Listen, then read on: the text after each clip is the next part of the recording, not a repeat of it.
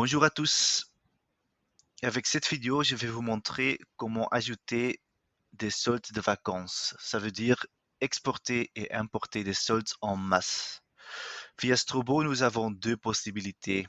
La première possibilité est exporter un fichier et utiliser comme base, comme préparation et importer pour l'année prochaine. Et la deuxième option est exporter le fichier juste pour avoir une vue dans Excel. Via absence et disponibilité, vous voyez un calendrier et un bouton solde de congé. Si vous appuyez sur solde de congé, vous voyez un aperçu pour tout le monde et quel type d'absence. Comme vous savez, c'est possible d'accorder un congé un par un. Par exemple, moi, congé annuel, solde d'ouverture 152 heures, solde actuel 152 heures. Valable à partir de 2022. Sauver. Donc, un par un. Je vais vous montrer comment importer et exporter en masse. Donc, pour commencer, on va exporter. Valable, ça veut dire la période que vous voulez exporter et importer. Donc, maintenant, c'est 2021. Mais si vous voulez importer un fichier pour 2022, vous pouvez choisir 2022. Type de vacances, ici, vous pouvez choisir quel type.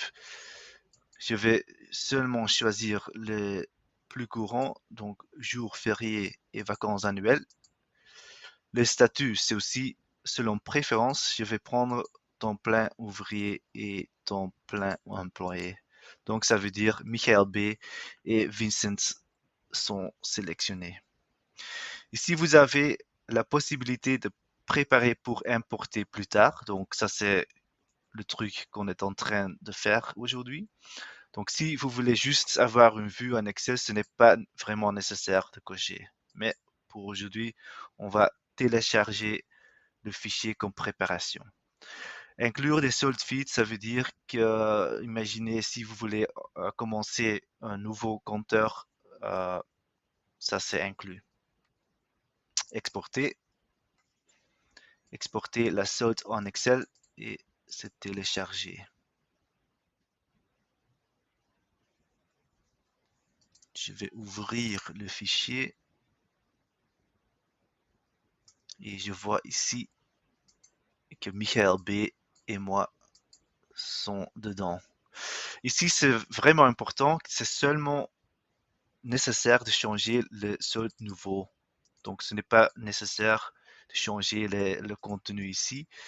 Mais si, par exemple, les jours fériés, je donne 10 jours à Michael,